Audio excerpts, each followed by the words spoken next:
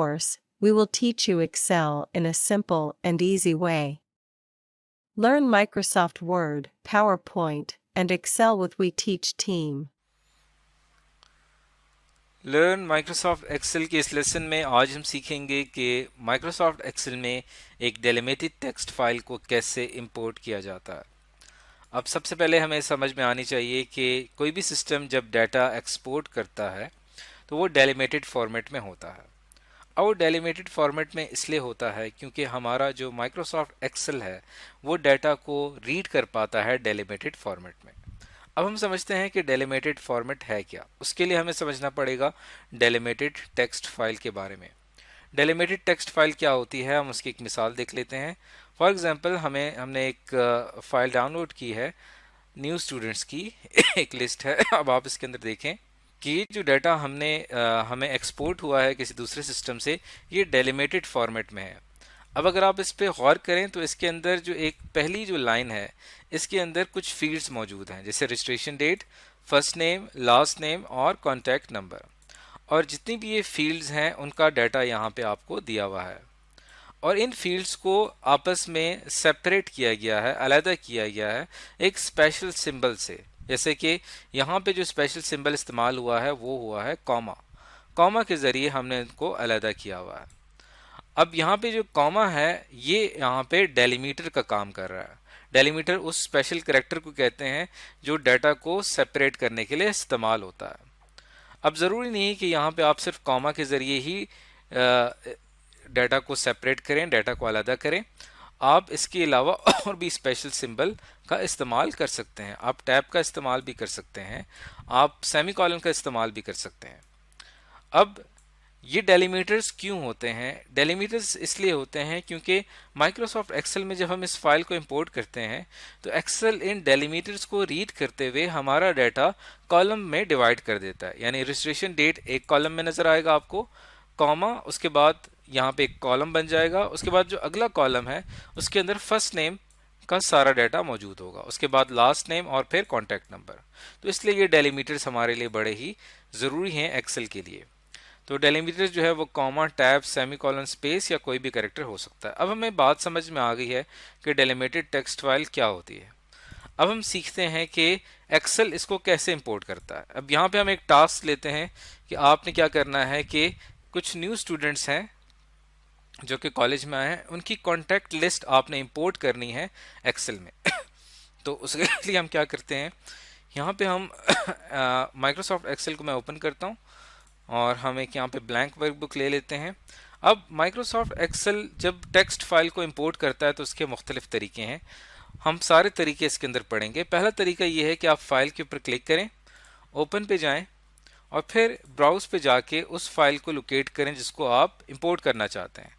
अब वो फाइल चूंकि मेरे यहाँ पे डाउनलोड्स के फोल्डर में मौजूद है, यहाँ नज़र नहीं आ रही क्योंकि हमने यहाँ पे टेक्स्ट फाइल का जो फॉर्मेट है वो हम यहाँ से ऑल फाइल्स कर लेते हैं और यहाँ पे न्यू स्टूडेंट्स की लिस्ट है, इसको मैंने सेलेक्ट किया, ओपन पे क्लिक किया तो आपके सामने यहाँ पे एक टेक्स्ट इंपोर्ट विजिट ओपन हो जाएगा और इसके अंदर 3 स्टेप्स हैं, उनको हमने फॉलो करना है। पहले स्टेप के अंदर हमने फाइल की टाइप बतानी है कि ये फाइल किस टाइप की है। अब चूंकि ये हम डेलिमिटेड टेक्स्ट फाइल के साथ डील कर रहे हैं तो इसलिए हम यहाँ पे डेलिमिटेड को सेलेक्ट कर लेंगे।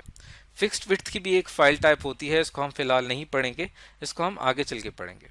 फिर आपने बताना है कि आप जिस फाइल को इंपोर्ट करने जा रहे हैं आप किस रो से इंपोर्ट करना चाहते हैं। अब जैसे कि मेरी जो न्यू स्टूडेंट्स की लिस्ट है इसके अंदर मैं पहली ही रो से डाटा इंपोर्ट करना चाहता हूं, तो यहाँ पे मैंने इसको 1 सेलेक्ट कर लिया। उसके बाद आपने बताना है कि आपके डाटा में क्या हेडर्स मौजूद हैं।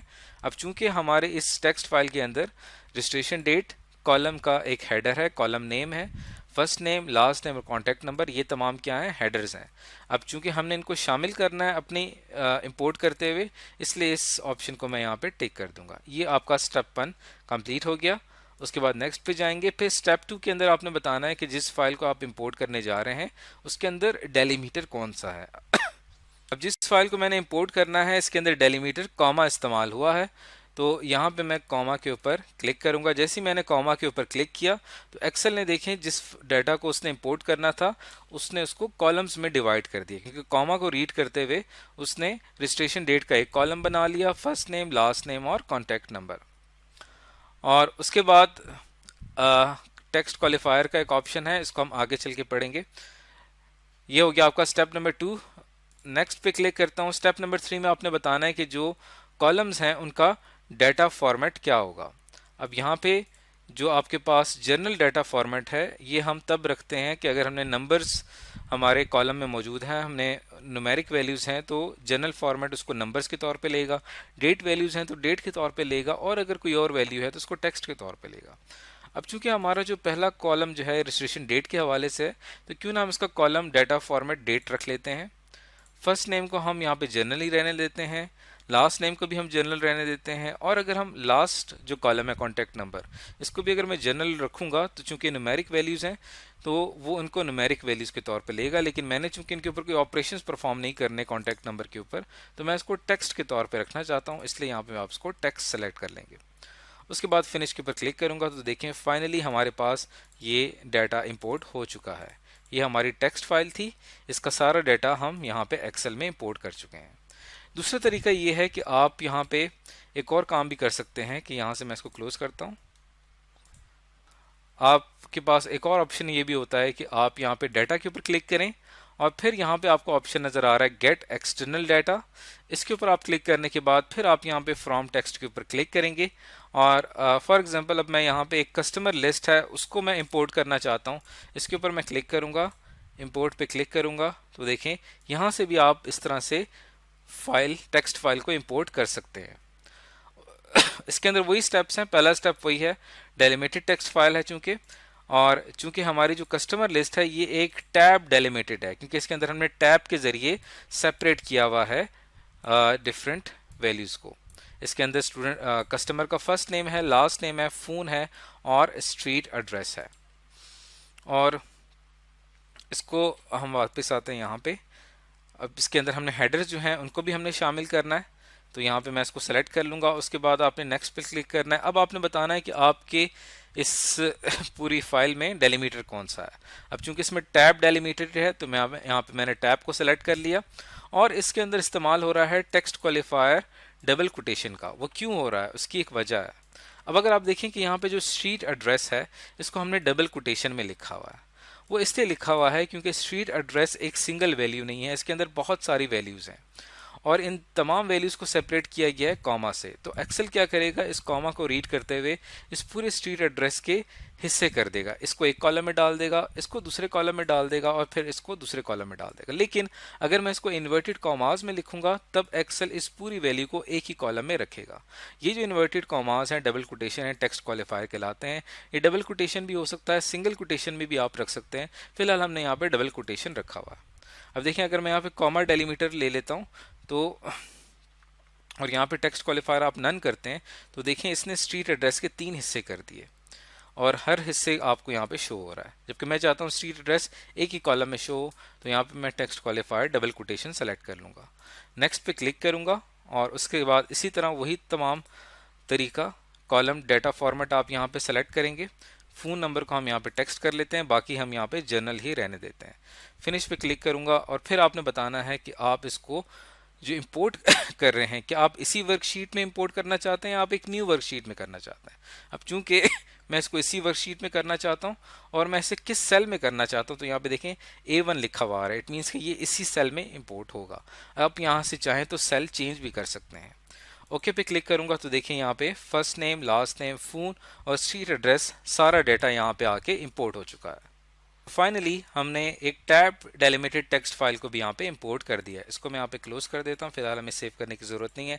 एक और तरीका भी है, उसके अंदर हम क्या करते हैं कि फॉर एग्जांपल ये हमारे पास एक कॉन्टैक्ट लिस्ट है स्टूडेंट्स की और मैं इसको इंपोर्ट करना चाहता हूँ एक्सेल में। तो आप क्या करेंगे, इस जितना भी डाटा है इसको यहाँ से आप सेलेक्ट करेंगे डेलिमिटेड टेक्स्ट फाइल का, राइट क्लिक करूँगा, कॉपी करूँगा और एक्सेल में जाके आपने क्या करना है, इसको ब्लैंक पर जाके यहाँ पे हम इसको सिंपल पेस्ट कर देते हैं। अब देखिए ये हमारा डाटा जिस तरह टेक्स्ट फाइल में था वैसे ही यहाँ पे शो हो रहा है, लेकिन मैं चूंकि इनको कॉलम्स में डिवाइड करना चाहता हूँ तो यहाँ पे मैं इस कॉलम को सेलेक्ट करूंगा, डाटा पे क्लिक करूंगा और फिर यहाँ पे एक ऑप्शन नज़र आ रहा है आपको टेक्स्ट टू कॉलम्स का, इसके ऊपर क्लिक करूंगा तो यहाँ से आपने चूंकि डेलिमिटेड टेक्स्ट फाइल है इसको मैंने सेलेक्ट किया, नेक्स्ट पे क्लिक किया। अब इसके अंदर जो डेलीमीटर इस्तेमाल हो रहा है वो सेमी कॉलन इस्तेमाल हो रहा है। ऐसे ही मैं सेमी कॉलन को सेलेक्ट करूंगा तो यहाँ पे देखिए हमारा डाटा कॉलम्स में डिवाइड हो जाएगा। नेक्स्ट पे क्लिक करूंगा, इसी तरह यहाँ पे वही तमाम जो यहाँ पे हमारे पास फॉर्मेट है, कॉन्टैक्ट नंबर है, इसको मैं यहाँ पे टेक्स्ट कर देता हूँ, बाकी हम यहाँ पे जर्नल ही रहने देते हैं।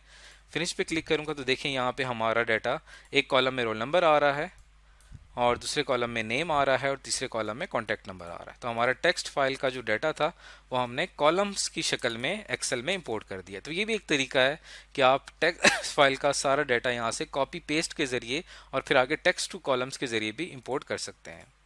तो आज की इस वीडियो में हमने सीखा कि हम माइक्रोसॉफ्ट एक्सेल में किस तरह से एक टेक्स्ट फाइल को, एक डेलिमिटेड टेक्स्ट फाइल को कैसे इंपोर्ट करते हैं।